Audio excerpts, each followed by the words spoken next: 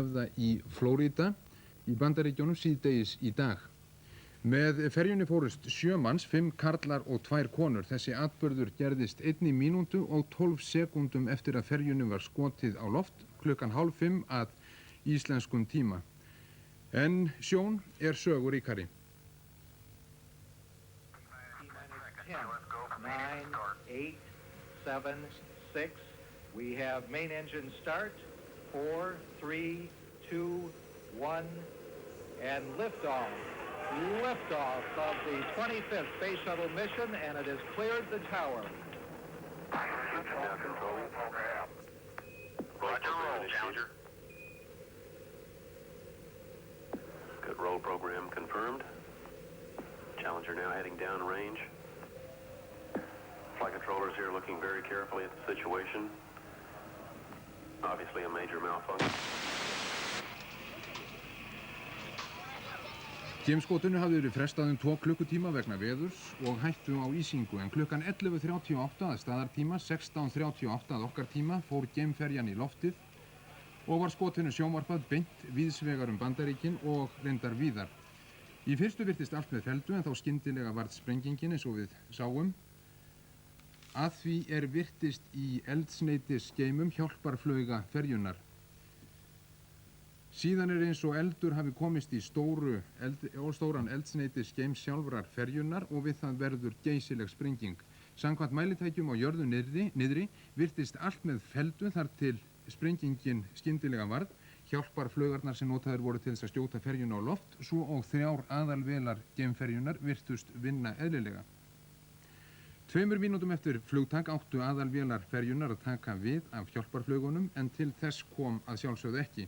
Enn unnið að rannsókn á slysinu. Þessa stundina stendur yfir blaðamannafundur hjá NASA, bandarísku geimferðastofnuninni, en Sigrún Stefánsdóttir fylgist með fundinum og fáum við nánari fréttir á símalínu nú rétt á eftir. Hér má sjá fallhlíf svífa til jarðar og mun þetta vera hluti úr annarri hjálparflaug geimferjunnar. Borð í geimferjunni voru 7 manns sem áður segir, 5 karlar og 2 konur. Og við fáum að sjá myndir af fólkinu sem teknar voru rétt fyrir áður en flauginni var skotið á loft í dag. Fyrirliði áhafnarinnar var Francis Scobie, höfuðsmaður, 46 ára að aldri, en aðrir voru Michael Smith, Ronald McNair, Ellison Onizuka, Gregory Jarvis og Judith Resnick.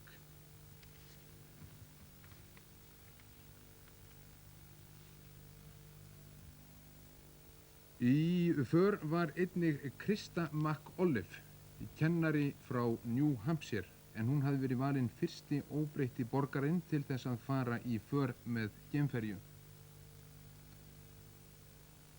Og þetta Krista McAuliffe. Þetta viðtal var tekið fyrir skömmu, en við fengum það hljóðlaust. Í ráði hafði verið að hún sendi nemendum sínum og skólanemum víðsvegar Bandaríkin kennslustund utan úr geimnum.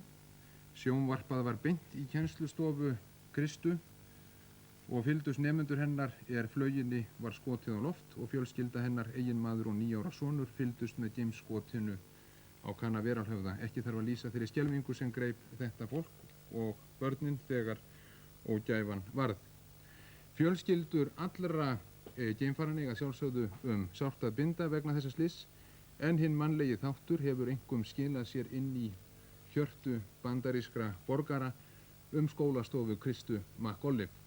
En eins og ég gat áðan, þá stendur nú yfir blaðamannafundur hjá NASA, bandarísku geimferðastofnuninni, og hér á línunni til okkar á að vera Sigrún Stefánsdóttir frá Bandaríkjunum með síðustu fréttir.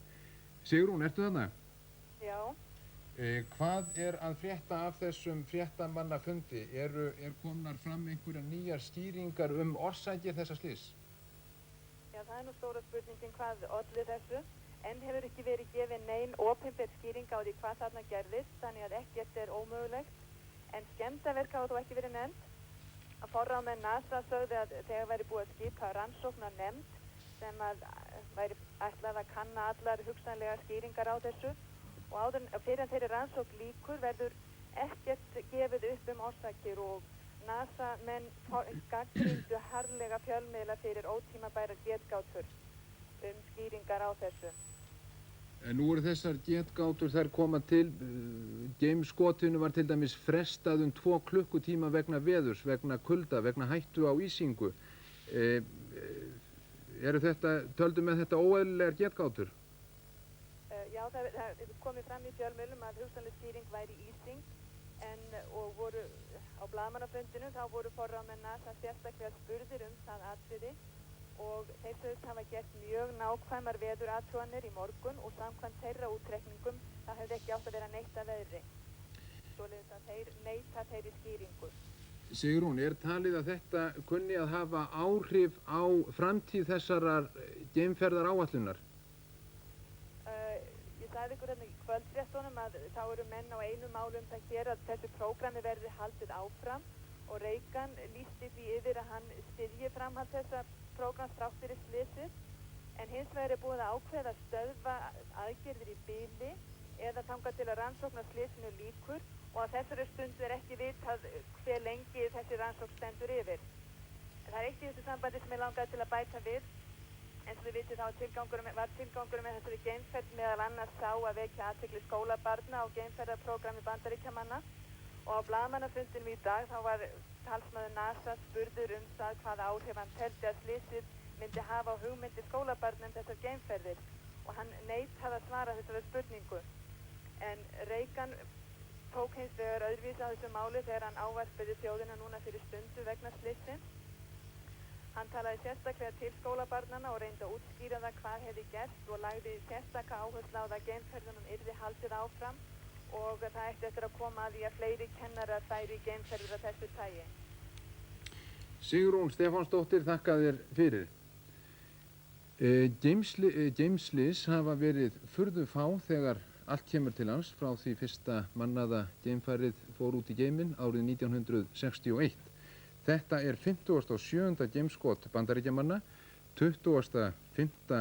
geimferjuflugið og þetta hefði orðið 10. för þessarar geimferju, það að segja Challengers. Þau slys sem jafna má við þetta áttu sér stað í Bandaríkjunum árið 1967 þegar skjóta átti fyrstu Apollo-fluginni á loft. Þá kom upp eldur í geimfarinu þegar verið var að æfa geimskotið og létust geimfararnir 3 að tölu. 3 sovjeskir geimfarar létu lífið árið 1971 þegar geimfar þeirra var á leið til jarðar.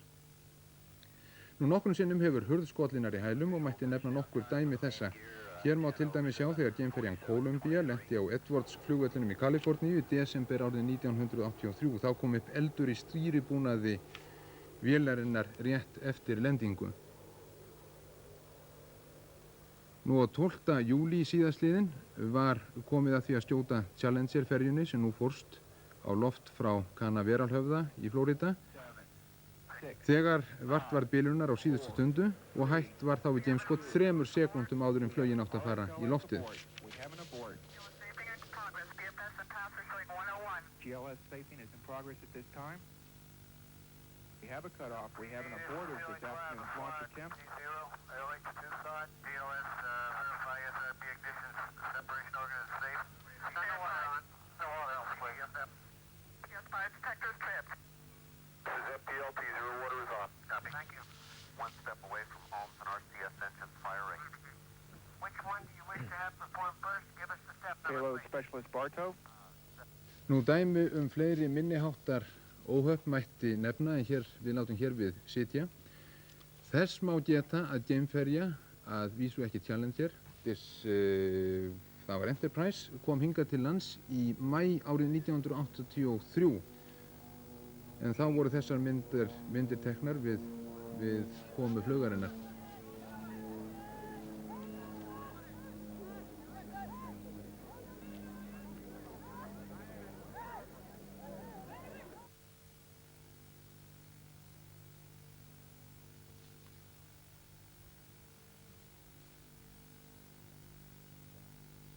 En hér ætlum við að láta lokið að sinni frásögn af slysinu á Canaveralhöfða í dag, þessu mesta áfalli í bandarískri geimferðasögu.